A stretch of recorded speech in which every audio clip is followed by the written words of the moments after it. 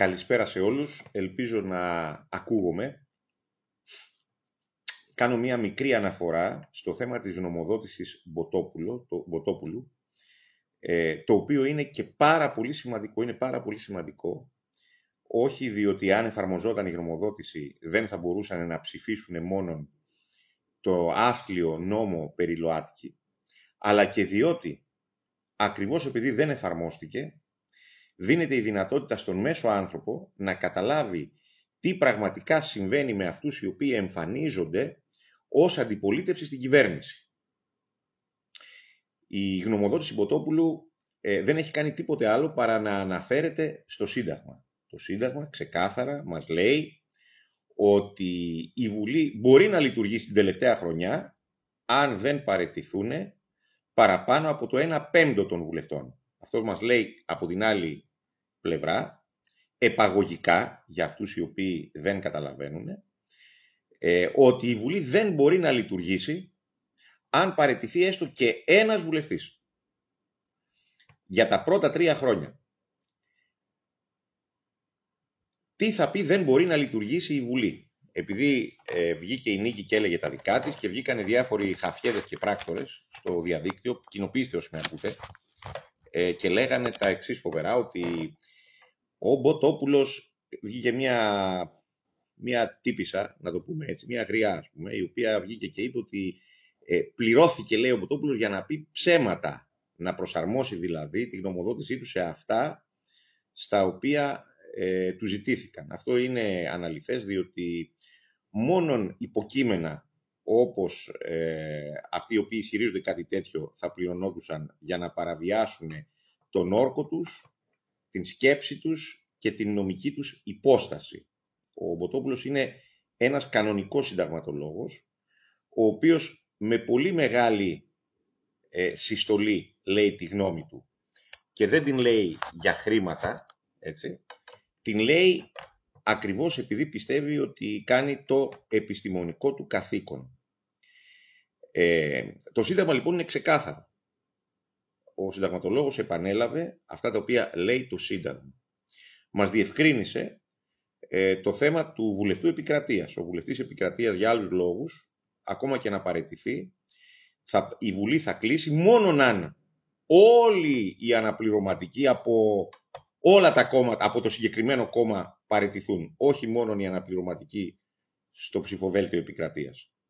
Ως εκ τούτου μείναμε στο κομμάτι των βουλευτών αναπεριφέρεια. Εγώ θα βάλω μία ακόμα πινελιά σε αυτό το οποίο είπε ο κύριος Μποτόπουλος. Έτσι, επειδή βλέπω τα σχόλια δεν θα αναφερθώ στο ότι είπε το εν λόγω σκύβαλον και τα διάφορα σκύβαλα. Εάν όμως υπενηχθούν κάτι τέτοιο, έτσι, τους προειδοποιώ ότι θα βρεθούν στα δικαστήρια με μάρτυρα τον κύριο Μποτόπουλο, γιατί θα τον καλέσουμε εμείς ως μάρτυρα. Ωστόσο, αυτό το οποίο είναι ιδιαίτερα σημασίας είναι να καταλάβουμε ότι ενώ τα εν λόγω κόμματα, Νίκη, Σπαρτιάτες και Βελόπουλος μπορούσαν δια της παραιτήσεως να προβούν σε αναστολή των λειτουργιών της Βουλής, των λειτουργιών νομοθεσίας και ψήφισης, δεν το έκαναν. Αυτό συμβαίνει γιατί? Αυτό συμβαίνει διότι εντός του συστήματος πρέπει να υπάρχει αντιπολίτευση. Η αντιπολίτευση αυτή όμως πρέπει να γίνεται μέσα στα πλαίσια τα οποία ορίζει το μεγάλο αφεντικό που είναι η Αμερικανική πρεσβεία. Έπρεπε κάποιος να εκφράσει την αντίθετη άποψη, χωρίς όμως να ενοχλήσει και να διακινδυνεύσει την επιβολή της κατευθυνόμενης από την πρεσβεία άποψης. Διότι αν δεν υπήρχαν τα μαξιλαράκια αυτά για να εμφανιστούν ως αυτοί οι οποίοι έχουν την αντίθετη, την αρνητική άποψη στο θέμα των ΛΟΑΤΚΙ, τότε μπορούσε να δημιουργηθεί ένα άλλο κίνημα, μια άλλη κίνηση, μια άλλη δυναμική, η οποία δεν θα ελέγχονταν από την πρεσβεία.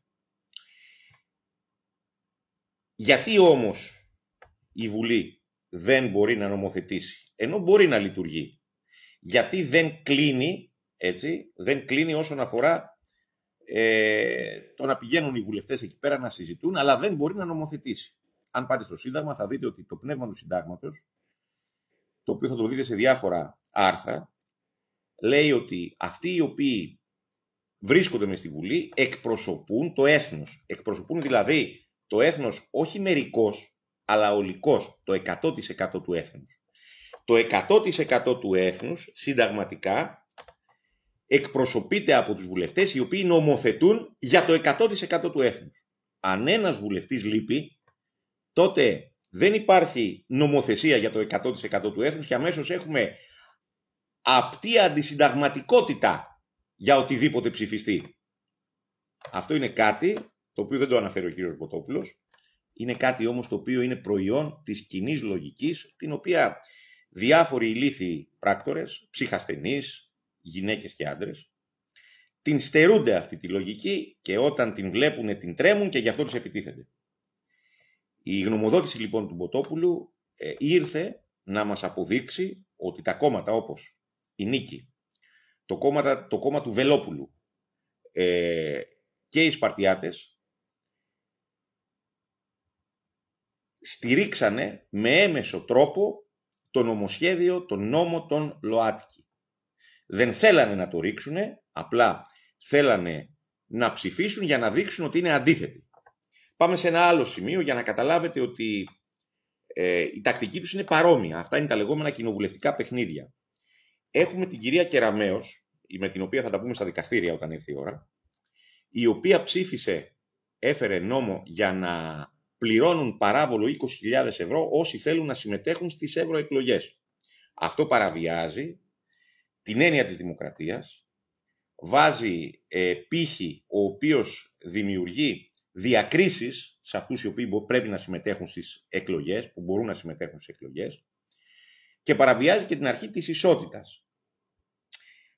Είδατε να λέει κανείς τίποτα? Φυσικά και όχι.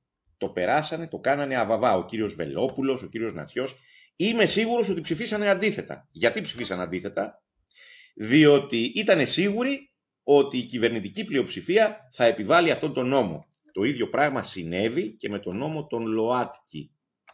Λοιπόν, τα πράγματα είναι πολύ απλά. Χρειάζεται απλά να είμαστε λίγο ευφυείς ή να βάλουμε το μυαλό μας να σκεφτεί με την μέση ευφυΐα, με την μέση οδό, με την δυνατότητα που έχει ο μεσαίος άνθρωπος στην σκέψη. Δεν χρειάζεται να είστε συνταγματολόγοι για να καταλάβετε τι συμβαίνει. Αν πάτε στο κίνημα21.com θα δείτε ότι εγώ έχω απαντήσει σε μια απεγνωσμένη προσπάθεια που έκανε το Νίκη για να απαντήσει στη γνωμοδότηση, όπου απαντώ και καταρρίπτω ένα-ένα, εγώ προσωπικά είναι υπογράφος, τις νομικές ασυναρτησίες που διάβασα και οι οποίες επειδή είναι νομικές ασυναρτησίες γι' αυτό και δεν φέρουν υπογραφή. Το Νίκη παρέσυρε αρκετούς νομικούς, έτσι, στις τάξεις του, όπως ο κύριος Αποστολάκης που είναι αντιπρόεδρος του Αριουπάγου, τον οποίο τον καλώ να τοποθετηθεί και αν θεωρεί ότι η ανακοίνωση αυτή είναι σωστή να την υπογράψει, να την υιοθετήσει. Φυσικά δεν το έχει κάνει και δεν θα το κάνει. Ανταυτού θα βγαίνουν διάφοροι χαφιέδες, πράκτορες, βλάκες, ηλίθιοι, ψυχασθενείς και θα λένε τα δικά τους. Ούτε το Νίκη, ούτε ο Βελόπουλος, ούτε οι Σπαρτιάτες θέλαν να πάνε κόντρα στην πρεσβεία και γι' αυτό το λόγο παίξανε αυτό το θέατρο εις βάρος όλων μας. Αυτό αποδεικνύεται και από την περίπτωση Τσοβόλα, όπου κατά το διάστημα που παρετούνται οι αναπληρωματικοί, ενώ η Βουλή μπορούσε να συνεδριάζει, δεν μπορούσε να ψηφίσει τίποτα. Καλό αυτούς που είναι μέσα στη Βουλή, τον κύριο Νατσιό, τον κύριο Βελόπουλο, να μας φέρουν τι ψηφίστηκε από την παρέτηση του Τσοβόλα μέχρι την πλήρωση της θέσεώς του από τον κύριο Μαγκάκη. Τι ψηφίστηκε στη Βουλή. Πηγαίνετε στα πρακτικά και στα αρχεία να το βρείτε ή θέλετε να πάμε εμείς, γιατί θα το κάνουμε και αυτό όταν θα έχουμε το χρόνο και τη διάθεση, για να αποδείξουμε πάλι πόσο ανακόλουθοι, δεν θα πω ψεύτες, έτσι, για να μην μου πείτε ότι λέω κακά λογάκια. Λοιπόν, πόσο ανακόλουθοι είστε. Η κυρία Κεραμέως λοιπόν έβαλε αυτό το παράβολο και γι' αυτό το λόγο, έτσι, καταλάβαμε ότι αυτό το παράβολο μπήκε για μας. Γιατί? Εμείς δεν πουλάμε κεραλιφές, ο κύριος Βελόπουλος πουλάει κεραλιφές. Έχει βρει αρκετούς πελάτες που παίρνουν κεραλιφές για να φυτρώσουν τα μαλλιά τους. πιστεύω επιτυχώς, έτσι, κύριε Βελόπουλε. Λοιπόν, δεν έχουμε σχέσεις με εφοπλιστές. Έτσι. Δεν έχουμε φιλίες με εφοπλιστές. Δεν έχουμε φιλίες με το κεφάλαιο. Και σαφώς δεν έχουμε επαφές με πρεσβείες από οπουδήποτε και δεν θέλουμε, παρά μόνον επίσημα και διαφανώς, όταν απευθύνουμε το λόγο, όταν απευθύνομαι εγώ στον Tunis the Beach, τον Pride Beach πρέσβη των Αμερικανών στην Ελλάδα, το κάνω ευθέως. Δεν κάνω μικρές συναντήσεις απέναντι από τη Βουλή, εκεί στο Ευγενίδιο Ίδρυμα, μου φαίνεται, για να εισπράττω τριαντάρια, όπως κάνανε κάποιοι. Λοιπόν, εμείς λοιπόν είμαστε μόνοι μας, ή μάλλον είμαστε αυτοί με τους οποίους είστε εσείς.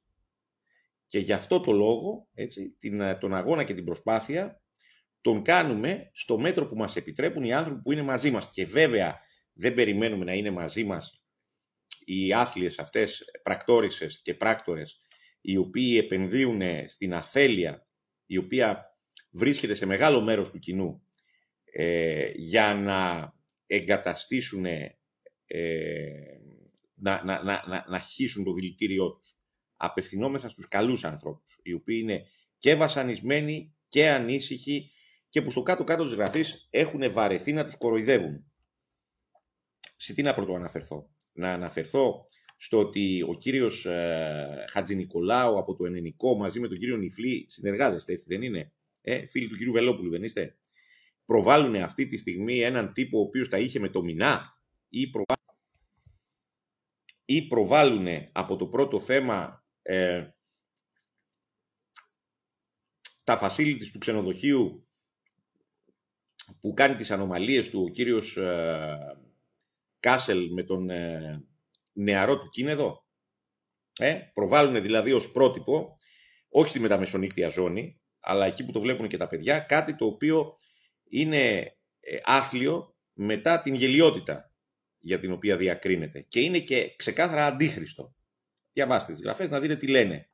Λοιπόν,